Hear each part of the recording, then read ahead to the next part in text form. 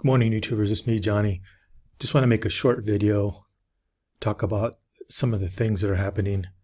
It just came out, I think today. It might have been in the news and I missed it, but the IRS, that's the Internal Revenue Service of the United States, is now preparing facial recognition technology. So to access your data in the IRS, they're going to require that now. Some viewers probably think that's not a big deal, but what they're probably doing is getting prepared for the future where there's going to be UBI, Universal Basic Income for the viewers who are not familiar with that. And they're going to have that so they can track and trace you anywhere in the world. With facial recognition technology, they can trace and track you anywhere in the world. I first became aware of it, like I want to say the 90s or the 2000s. Because like I said before, one of my relatives worked for the government.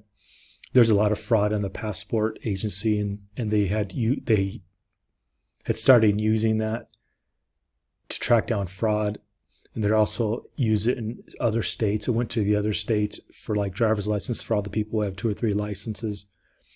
And then what happened after that, this wasn't really in the news too much, but the U.S. government or corporations would sell that technology to other governments. But as my relative told me, it got to the point where there's so much fraud in certain countries, I won't name them, but I visited them, that they gave the technology to stop a lot of people from having 2nd and 3rd passports after they had their passport revoked, mostly in Asia, a little bit in Latin America.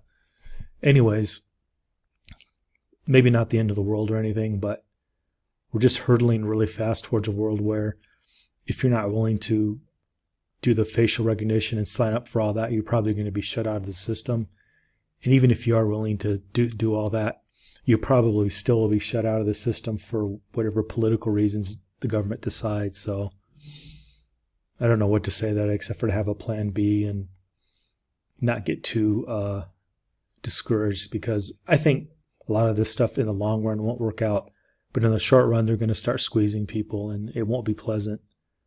And probably won't matter where it'll matter where you live, in the sense that if you live in anywhere, it'll be better to live in a rural area than a big area. And if you live in a big city, this will affect you a lot more than if you live in a rural area. It'll also affect you a lot less depending on how centralized the government is wherever you live. Anyways, like, share, leave a comment. Have a great morning.